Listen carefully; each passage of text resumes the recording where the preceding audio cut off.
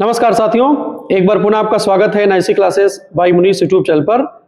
जैसा कि 10 प्रश्नों की श्रृंखला हम लाते हैं आपके लिए, जो कि सामान्य अध्ययन की मूल विषय वस्तु में शामिल लगभग सभी विषयों को देख करके संतुलित रूप से तैयार की जाती है और आगामी प्रतियोगी परीक्षाओं को ध्यान में रख करके बहुत सारे आयोगों के पाठ्यक्रम को देखा जाता है और बहुत सारे प्रीवियस ईयर क्वेश्चन पेपर को देख करके हमारी टीम के द्वारा यह श्रृंखला आपके लिए हम तैयार करते हैं। और आगामी प्रतियोगी परीक्षाएं आप यहां पर देख भी सकते होंगे, जैसा कि UPSI, UP TET, UP triple SC, SSC GD, UPPSC और यूपीपी सहित ऐसी बहुत सारी बहुप्रतीक्षित परीक्षाएं हैं, जिनमें से कुछ परीक्षाओं की तिथि उत्तर प्रदेश सरकार के द्वारा घोषित भी की जा चुकी है। तो हम लोग ये प्रयासरत हैं कि हमारी टीम का भी पूरा प्रयास है कि आपको ज्यादा से ज्यादा ऑथेंटिक चीजें हम दें और सही विकल्प के साथ बचे वाले विकल्पों पर अपनी चर्चा करें, जिससे ज्यादा से ज्यादा पाठ्यक्रम को हम कवर कर सकें अपनी सीरीज में। तो बिना देरी किए हुए आज की श्रृंखला को हम शुरू करते हैं। पहला प्रश्न हमारा रोज की भांति भारत की राज्य व्यवस्था से ही लिया गया है। प्रश्न आपके सामने है, भारत के किस मुख्य न्यायाधीश के द्वारा कार्यवाहक राष्ट्रपति के रूप में भी कार्य किया गया है? प्रश्न यह है कि भारत के किस मुख्य न्यायाधीश के द्वारा कार्यवाहक राष्ट्रपति के रूप में भी कार्य किया गया है। 4 विकल्प यहां पर आपको दिए गए हैं। पहला विकल्प है न्यायमूर्ति हीरालाल जे कानिया, दूसरा विकल्प है न्यायमूर्ति पी.एन. भगवती और तीसरा विकल्प है न्यायमूर्ति एम. हिदायतुल्ला। न्यायमूर्ति, थोड़ा सा यहां पर टाइपिंग एरर है, हम सही करने का प्रयास करेंगे। एम. हिदायतुल्ला, यहां पर थोड़ा सा टाइपिंग एरर है, इसको हम सही करने का प्रयास करेंगे, माफी चाहेंगे आप लोगों से।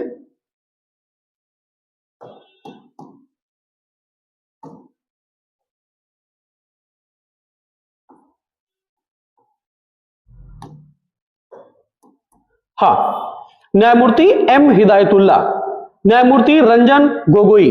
तो हमारे आज के इस पहले प्रश्न का सही जवाब है कि कार्यवाहक राष्ट्रपति के रूप में भारत के पूर्व मुख्य न्यायाधीश न्यायमूर्ति एम. हिदायतुल्ला के द्वारा कार्य किया गया है। याद रखिएगा, भारत के संविधान में सर्वोच्च पद भारत के राष्ट्रपति का बताया गया, जिसका वर्णन संविधान के भाग 5 के अनुच्छेद 52 में है। और राष्ट्रपति संघीय कार्यपालिका के प्रधान होते हैं, ये भी याद रखिएगा, भारत के पहले नागरिक होते हैं। और वैकल्पिक व्यवस्था भी हमारे संविधान में की गई है। अकारण ही यदि भारत के किसी भी राष्ट्रपति की कार्यकाल के दौरान यदि मृत्यु हो जाती है या उस पर महाभियोग का प्रस्ताव पास हो जाता है या अन्य किसी कारणवश अगर रिक्ति की स्थिति आती, पद रिक्तता की स्थिति आती है, तो वहां पर वैकल्पिक रूप से भारत के उपराष्ट्रपति को कार्यवाहक राष्ट्रपति का दायित्व सौंपा जाएगा। और अन्य विकल्प के तौर पर भारत के मुख्य न्यायाधीश या सर्वोच्च न्यायालय के मुख्य न्यायाधीश, जिनको हम कहते हैं CJI, chief justice of India, यदि उपराष्ट्रपति भी वैकल्पिक व्यवस्था के रूप में मौजूद नहीं है या कार्यभार ग्रहण करने में, कार्यवाहक राष्ट्रपति के रूप में कार्यभार ग्रहण करने में सक्षम नहीं है, तो ऐसी स्थिति में सर्वोच्च न्यायालय के मुख्य न्यायाधीश को भारत का राष्ट्रपति नियुक्त किया जा सकता है और वह नियुक्ति मात्र 6 महीने के लिए हो सकती है और उनको कार्यवाहक राष्ट्रपति के रूप में संबोधित किया जाएगा। तो भारत के एकमात्र न्यायमूर्ति एम. हिदायतुल्ला के द्वारा कार्यवाहक राष्ट्रपति के रूप में सेवाएं दी गई हैं। और ऐसी स्थिति कब आई हम लोग ये भी जानेंगे। राष्ट्रपति डॉक्टर जाकिर हुसैन की आकस्मिक मृत्यु के कारण 3 मई 1969 ईस्वी के बाद उपराष्ट्रपति वीवी गिरी को प्रथम कार्यवाहक राष्ट्रपति के तौर पर कार्यभार सौंपा गया और राष्ट्रपति बने वीवी गिरी, बाद में राष्ट्रपति बने और राष्ट्रपति के चुनाव में भाग लेने के कारण उन्होंने अपने उपराष्ट्रपति के पद से त्यागपत्र दे दिया। तो ऐसी स्थिति में कार्यवाहक राष्ट्रपति के रूप में तत्कालीन भारत के मुख्य न्यायाधीश एम. हिदायतुल्ला को कार्यवाहक राष्ट्रपति के तौर पर पदभार ग्रहण करना पड़ा। याद रखिएगा, तो इसमें यह विकल्प सही हो गया। अब हम बचे वाले विकल्पों पर भी चर्चा करेंगे। जैसा कि यहां पर दिया, हीरालाल जे कानिया, ये स्वतंत्र भारत के पहले न्यायाधीश है। नोट करिएगा, स्वतंत्र भारत के प्रथम न्यायाधीश, प्रथम मुख्य न्यायाधीश। याद रखिएगा, ये स्वतंत्र भारत के मुख्य न्यायाधीश थे और पहले स्थान पर इनका नाम आता है।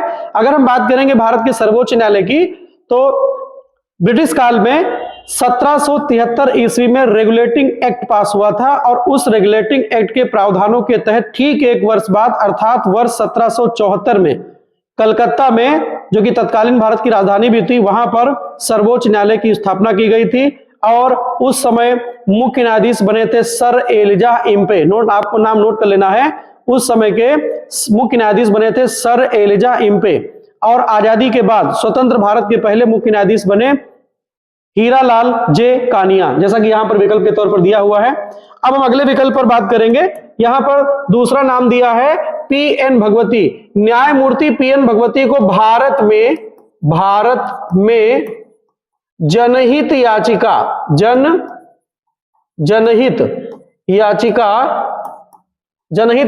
का जनक कहा जाता है। न्यायमूर्ति पी.एन. भगवती को भारत में जनहित याचिका का जनक कहा जाता है। और जनहित याचिका का प्रावधान आपसे पूछा जाएगा कहां से लिया गया, तो आपको जवाब देना संयुक्त राज्य अमेरिका की न्यायिक व्यवस्था की एक बहुत अच्छी पहल है, इसको भारत में भी अपनाया गया है। तो इसके जनक कौन है? न्यायमूर्ति पी.एन. भगवती, आपको याद रखना है। अब हम अपने अंतिम विकल्प पर चर्चा करेंगे। जैसा कि यहां पर दिया रंजन गोगोई। आपसे पूछा जा सकता है कि राम मंदिर का जो बहुत लंबित मुद्दा था, बड़े लंबे अरसे से सर्वोच्च न्यायालय में वो केस लंबित था और बहुचर्चित था, भारत सहित पूरी दुनिया के देशों की निगाहें इस फैसले पर थी। तो आपसे पूछा जा सकता है कि जब राम मंदिर के पक्ष में फैसला आया तो उस समय भारत का मुख्य न्यायाधीश कौन था? तो आपको जवाब देना है रंजन गोगोई। आगे बढ़ते हैं, अगले प्रश्न पर आते हैं। अगला प्रश्न आपके सामने है, सवाई जयसिंह द्वितीय के द्वारा निम्न में से किस स्थान पर एक वेधशाला का निर्माण नहीं कराया गया था? हमारी टीम का प्रयास रहता है कि अपने हर वीडियो में हम बताने का प्रयास भी करते हैं कि 1 से 2 प्रश्न आपसे पूछे जाते हैं जिनका उत्तर आपको नहीं में देना होता है, क्योंकि ऐसा प्रश्न जब हमसे परीक्षा में पूछा जाता है तो वहां पर गलती की संभावना बढ़ जाती है। तो हमें कम से कम सावधानी पूर्वक 2 से 3 बार प्रश्न को पढ़ना है और नहीं को हमें अंडरलाइन भी कर देना है। तो यहां पर पूछा गया है नहीं है, तो इसको हमने अंडरलाइन कर दिया।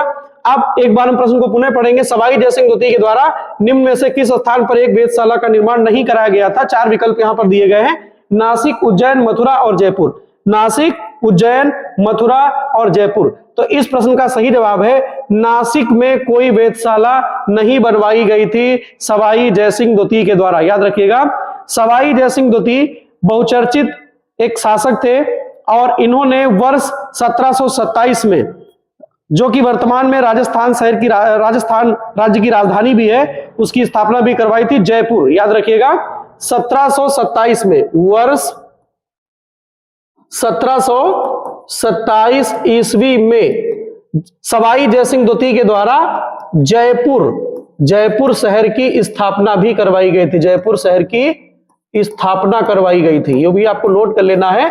जयपुर शहर के संस्थापक कौन है? तो सवाई जयसिंह द्वितीय है। और सवाई जयसिंह द्वितीय बहुत ज्यादा खगोलिकी और वैज्ञानिक शोधों में रुचि लेने वाले शासक थे। उनके द्वारा एक ग्रंथ भी लिखा गया था, आपको नोट करना है, जिज ए मोहम्मद शाही। ग्रंथ का नाम लिख लेना आपको, जिज ए मोहम्मद शाही। इसका जो मूल आधार है वो क्या है? तो खगोल पर लिखा गया ग्रंथ है, जिज ए मोहम्मद शाही। के लेखक कौन है? तो आपको याद रखना है सवाई जयसिंह द्वितीय। सवाई जयसिंह द्वितीय जयपुर शहर के संस्थापक भी थे।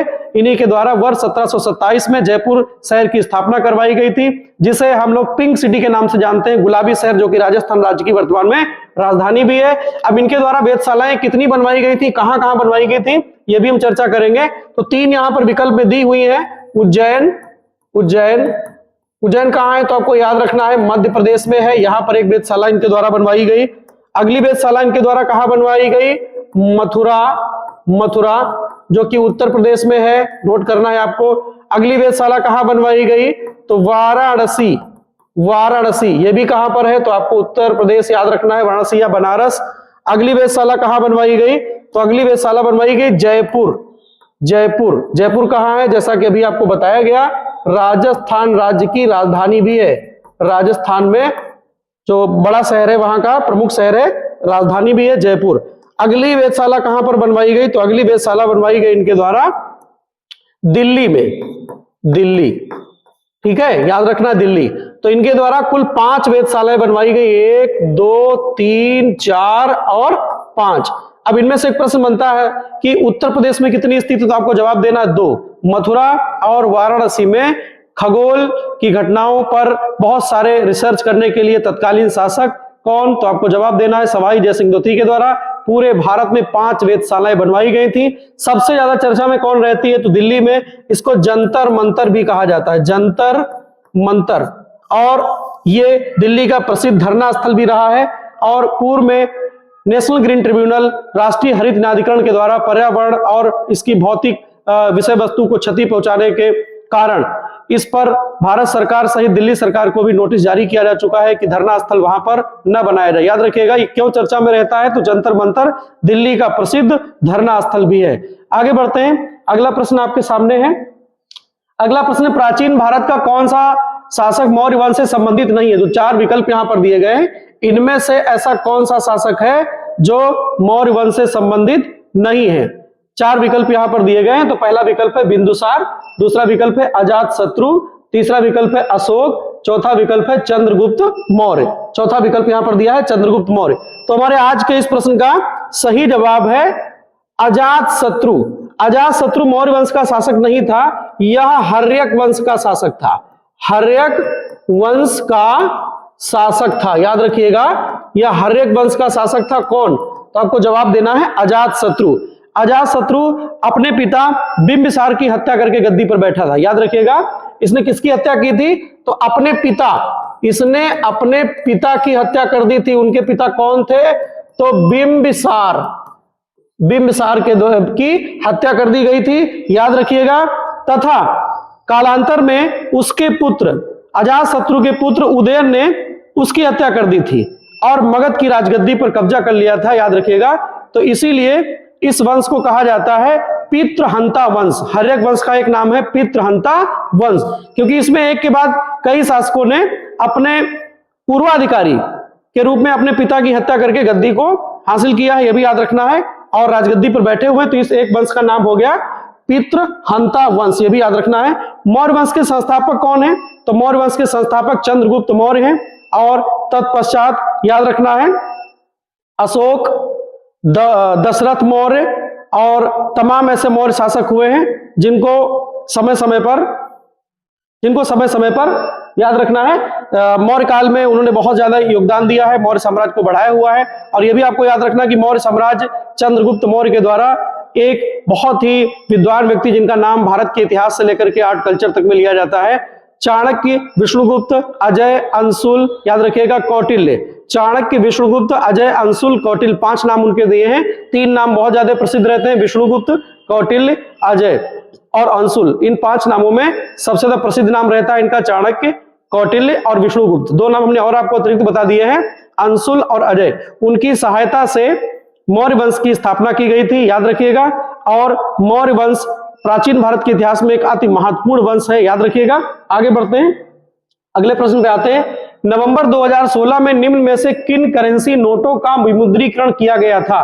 भारत में 8 नवंबर वर्ष 2016 को 8 नवंबर वर्ष 2016 को विमुद्रीकरण किया गया था। एक भारत सरकार का बहुत बड़ा फैसला था कि प्रचलित मुद्रा को बिना किसी पूर्व सूचना के बंद कर दिया जाए और उसके स्थान पर नई करेंसी जारी की जाए। तो यहां पर प्रश्न हमने पूछा आपसे, नवंबर 2016 में निम्न में से किन करेंसी नोटों का विमुद्रीकरण किया गया था? यहां पर करेंसी नोटों का मूल्य दिया हुआ है। पहला विकल्प है 50 रुपए और 200 रुपए, दूसरा है 100 रुपए के नोट और 500 रुपए के, तीसरा विकल्प है 100 रुपए के और 1000 रुपए के, चौथा और अंतिम विकल्प है 500 और 1000 रुपए। तो इस प्रश्न का सही जवाब है कि 500 और 1000 रुपए के नोटों को बंद कर दिया गया था। डेट आपको नोट कर लेनी है, 8 नवंबर 2016, याद रखिएगा 8 नवंबर 2016 को भारत में विमुद्रीकरण किया गया था और तत्कालीन प्रसिद्ध मुद्रा में से 500 और 1000 रुपए के नोटों को बंद कर दिया गया था। उसके स्थान पर नई करेंसी भारत सरकार के द्वारा जारी की गई थी। आगे बढ़ते हैं, अगला प्रश्न आपके सामने है। प्रसिद्ध समाचार पत्र संवाद कौमुदी के संपादक कौन थे? प्रसिद्ध समाचार पत्र संवाद कौमुदी के संपादक कौन थे? पहले विकल्प में अरविंदो घोष, दूसरे विकल्प में बाल गंगाधर तिलक, तीसरे विकल्प में राजा राममोहन राय और चौथे और अंतिम विकल्प है मौलाना अबुल कलाम आजाद। तो आज के इस प्रश्न का सही जवाब है कि संवाद कौमुदी नामक समाचार पत्र पत्रिका जो बहुत ज्यादा प्रचलित रही है आधुनिक भारत के इतिहास में, इसके संपादक थे राजा राममोहन राय। इसका जो संपादन था वर्ष 1821 में कलकत्ता से किया गया, याद रखिएगा कब?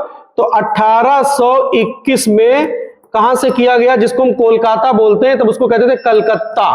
कलकत्ता से किया गया। इसमें एकेश्वरवाद, तर्कवाद को बढ़ावा दिया गया, समाज की कुरीतियों पर कुठाराघात किया गया, उनको रोकने का प्रयास किया गया, लोगों को जागरूक करने का प्रयास किया गया, समाज में जो व्याप्त बुराइयां थी, तत्कालीन रूढ़ियां थी, कुप्रथाएं थी, उन पर भी इसमें लेख, उनके खिलाफ इसमें लेख निकाले जाते थे। लोगों को जागरूक करने का प्रयास इस समाचार पत्र के द्वारा किया गया था। याद रखिएगा, राजा राममोहन राय। आगे बढ़ते हैं, अगले विकल्प में दिए हैं अरविंदो घोष। अरविंदो घोष के द्वारा वंदे मातरम, याद रखिएगा, वंदे मातरम, वंदे मातरम नामक समाचार पत्र का प्रकाशन किया गया था। और अरविंदो घोष एक उग्र विचारधारा के नेता थे, ये भी याद रखिएगा।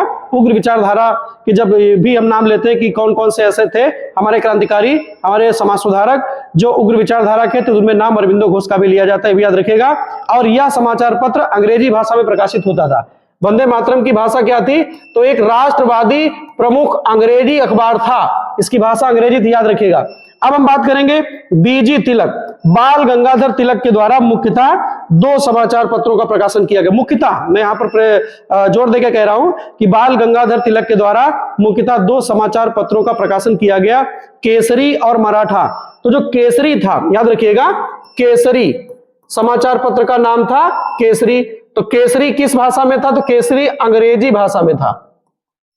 केसरी की भाषा अंग्रेजी थी। और मराठा, याद रखिएगा, केसरी की भाषा अंग्रेजी थी। जो समाचार पत्र था केसरी, सॉरी यहां पर थोड़ी सी त्रुटि हो गई, हमसे माफी चाहेंगे। जो केसरी समाचार पत्र था वह मराठी भाषा में था। इसकी भाषा क्या थी? मराठी। और एक समाचार पत्र था मराठा। तो मराठा समाचार पत्र की भाषा क्या थी? आप बताएंगे अंग्रेजी, याद रखिएगा, अंग्रेजी। ठीक है, आपसे पूछा जाएगा कि बाल गंगाधर तिलक के द्वारा संपादित प्रमुख समाचार पत्र कौन से थे? आपको बताना केसरी, केसरी की भाषा मराठी थी, और मराठा समाचार पत्र था, उसकी भाषा अंग्रेजी थी। ये आपको नोट कर लेना है। आगे बढ़ते हैं, मौलाना अबुल कलाम आजाद। मौलाना अबुल कलाम आजाद के द्वारा अल हिलाल का संपादन किया गया था। अल हिलाल। मौलाना अबुल कलाम आजाद भारतीय राष्ट्रीय कांग्रेस के सबसे युवा अध्यक्ष थे, और सबसे ज्यादा समय तक अध्यक्ष रहने का जो रिकॉर्ड है वो मौलाना अबुल कलाम आजाद के नाम है, आपको नोट कर लेना है। आगे बढ़ते हैं, अगला प्रश्न आज की श्रृंखला का, भारत सरकार के द्वारा पेंशन भोगियों के लिए बायोमेट्रिक डिजिटल सेवा सक्षम शुरू की गई है, वह किससे संबंधित है? उसका संबंध किससे है? 4 विकल्प यहां पर दिए गए हैं। जो सक्षम सेवा है, डिजिटल सेवा है, भारत सरकार के द्वारा शुरू की गई है। तो 4 विकल्प यहां पर है, प्रधानमंत्री जनधन योजना, जीवन प्रमाण, स्वच्छ भारत मिशन और प्रधानमंत्री मुद्रा योजना। तो हमारे आज के इस प्रश्न का सही जवाब है जीवन प्रमाण। जीवन प्रमाण भारत सरकार के द्वारा 10 नवंबर वर्ष 2014 को इसे प्रारंभ किया गया है। आधार आधारित परियोजना है यह। 10 नवंबर 2014 को इसे प्रारंभ किया गया है। तमाम पेंशन भोगी व्यक्ति जो है, केंद्र सरकार से लेकर के राज्य सरकारों तक, तो जो अपने जीवित होने का प्रमाण प्रति 6 महीने पर देते हैं, उनके लिए सुविधाजनक स्थिति को लागू करने के लिए इसे लागू किया गया। इसका नाम रखा गया जीवन प्रमाण। ये डिजिटल आधारित है, बायोमेट्रिक की सुविधा इसमें उपलब्ध है, याद रखिएगा। आगे हम बढ़ते हैं, बचे वाले विकल्पों पर चर्चा करते हैं। तो पहले विकल्प में दिया प्रधानमंत्री जनधन योजना। इसकी शुरुआत हुई थी 28 अगस्त, याद रखिएगा, 28 अगस्त 2014 को, और इसकी थीम थी मेरा खाता भाग्य विधाता। मेरा खाता भाग्य विधाता की थीम के साथ इस योजना को शुरू किया गया था। अगली योजना है, यहां पर दी हुई है स्वच्छ भारत मिशन। स्वच्छ भारत मिशन को शुरू किया गया था 2 अक्टूबर 2014 के द्वारा। याद रखिएगा, गांधी जयंती के अवसर पर, अंतरराष्ट्रीय अहिंसा दिवस के अवसर पर 2 अक्टूबर 2014 को स्वच्छ भारत मिशन की शुरुआत हुई थी। आगे बढ़ते हैं, अंतिम विकल्प में यहां पर दिया हुआ है प्रधानमंत्री मुद्रा योजना। इसको 8 अप्रैल 2015 को प्रारंभ किया गया था। प्रधानमंत्री मुद्रा योजना कब प्रारंभ हुई थी? तो आपको नोट कर लेना है 8 अप्रैल 2015 को। याद रखिएगा, जो उद्यमी हैं उनको बिना गारंटी का लोन देने की जो प्रक्रिया है, उसके तहत बहुत बड़ी महत्वाकांक्षी योजना है प्रधानमंत्री मुद्रा योजना, 8 अप्रैल 2015 को प्रारंभ की गई थी। आगे बढ़ते हैं, अगला प्रश्न आपके सामने है, निम्नलिखित में से कौन सा वनों की कटाई का परिणाम नहीं है? यहां पर एक अन्य प्रश्न आ गया जिसमें उत्तर आपको नहीं हमें देना है। पहला विकल्प यहां पर वायुमंडल में ऑक्सीजन की वृद्धि, दूसरा विकल्प है प्रकृति के समग्र संतुलन में गड़बड़ी, तीसरा विकल्प है प्रदूषण में वृद्धि, चौथा विकल्प है भूजल स्तर में कमी। भूजल स्तर में कमी। तो आगे बढ़ते हैं, इसी क्रम में इस प्रश्न का जवाब है, जो सही जवाब है कि वनों की कटाई का कौन सा परिणाम नहीं है। तो वनों की कटाई से ऑक्सीजन की वृद्धि वायुमंडल में नहीं होगी, बाकी सारे विकल्प यहां पर सही हैं। यदि वनों की कटाई होगी तो प्रकृति के समग्र संतुलन में गड़बड़ी होनी तय है, प्रदूषण में वृद्धि होना तय है और भूजल स्तर में भी कमी आएगी। ये भी याद रखिएगा, क्योंकि हरे पेड़ पौधों को उत्पादक की श्रेणी में रखा जाता है और ये सूर्य ऊर्जा को, याद रखिएगा, सूर्य ऊर्जा को रासायनिक ऊर्जा में परिवर्तित करने के लिए प्रकाश संश्लेषण की प्रक्रिया करते हैं और अपना भोजन स्वयं बनाते हैं। याद रखिएगा। अगला प्रश्न आपके सामने है, हाल ही में जेहनपुरा नामक गांव में 2000 वर्ष पुराने बौद्ध स्थल के अवशेष मिले हैं, वह कहां स्थित है। यह प्रश्न करंट अफेयर से लिया गया है। अभी हाल के दिनों में जेहनपुरा नामक गांव में 2000 वर्ष पुराने बौद्ध स्थल के अवशेष मिले हैं, वह कहां पर स्थित है। चार विकल्प यहां पर है, उत्तर प्रदेश में, बिहार में, केरल में, जम्मू कश्मीर में। तो इस प्रश्न का सही जवाब है कि हाल के दिनों में जम्मू कश्मीर के बारामूला में, बारामूला जनपद का नाम बारामूला है, गांव कौन सा, जेहनपुरा नामक गांव में 2000 वर्ष पुराने बौद्ध मठ और उससे जुड़े हुए अवशेष यहां पर पाए गए हैं। बौद्ध मठ भी मिला है और कुछ स्तूप के अवशेष भी यहां पर पाए गए हैं। जनपद आपको याद रखना है बारामूला। और इतिहासकारों और वैज्ञानिकों की टीम के द्वारा निर्णय लिया गया है कि यह जो स्थल है वह कुषाण काल और पहली से तीसरी शताब्दी के मध्य का हो सकता है। कुषाण काल और पहली से तीसरी शताब्दी के मध्य का हो सकता है, याद रखिएगा। भगवान बुद्ध के जो मठ और स्तूप है उनके अवशेष यहां से मिले हैं। आगे बढ़ते हैं, अगला प्रश्न आपके सामने, हाल ही में पार्वती अर्गा पक्षी अभ्यारण्य को इको सेंसिटिव जोन SEZ घोषित किया गया है, वह किस जनपद में स्थित है। पीलीभीत में, लखीमपुर खीरी में, गोंडा में, हरदोई में।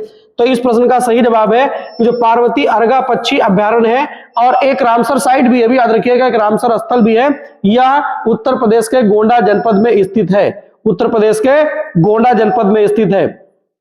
इसकी घोषणा पर्यावरण और वन और जलवायु परिवर्तन मंत्रालय, भारत सरकार के राज्य मंत्री कीर्तिवर्धन सिंह के द्वारा इसकी घोषणा अभी हाल के दिनों में की गई है। जैव विविधता के संरक्षण को देखते हुए यह एक अति महत्वपूर्ण स्थल है, गोंडा जनपद में स्थित है। उत्तर प्रदेश का जो जनपद गोंडा है वहां पर स्थित है और यह एक रामसर सूचीबद्ध स्थल है, रामसर साइट भी है। और यहाँ पर तिब्बत से लेकर के मध्य एशिया तक से तमाम प्रकार के प्रवासी पक्षी आते हैं, तो उनके लिए भी अनुकूल वातावरण देने का कार्य स्थल करता है, याद रखिएगा। रामसर साइट भी है। आगे बढ़ते हैं, बच्चे वाले हम विकल्पों पर चर्चा करते हैं। अगर हम बात करेंगे पीलीभीत की, तो यहाँ पर एक टाइगर रिजर्व है, याद रखिएगा, पीलीभीत टाइगर रिजर्व के नाम से इसको जानते हैं। लखीमपुर खीरी की बात करेंगे तो उत्तर प्रदेश में अति सघन वनों के विस्तार वाला पहला जनपद लखीमपुर खीरी है। अगर आपसे पूछा जाता है कि प्रदेश में सबसे ज्यादा अति सघन वन कहाँ पाए जाते हैं, तो आपका जवाब होगा लखीमपुर खीरी। आपसे पूछा जा सकता है कि प्रदेश का एकमात्र राष्ट्रीय पार्क कहाँ पर है, तो आप बताएंगे लखीमपुर खीरी में है। और यह भी आपसे पूछा जा सकता है कि दुधवा नेशनल पार्क के नाम से उसको जानते हैं, टाइगर रिजर्व भी है और वहां पर किशनपुर बर्ड सेंचुरी भी स्थित है, यह भी आपको ध्यान देना है। और तराई हाथी रिजर्व का एरिया भी है, यह भी याद रखना है, तराई हाथी रिजर्व।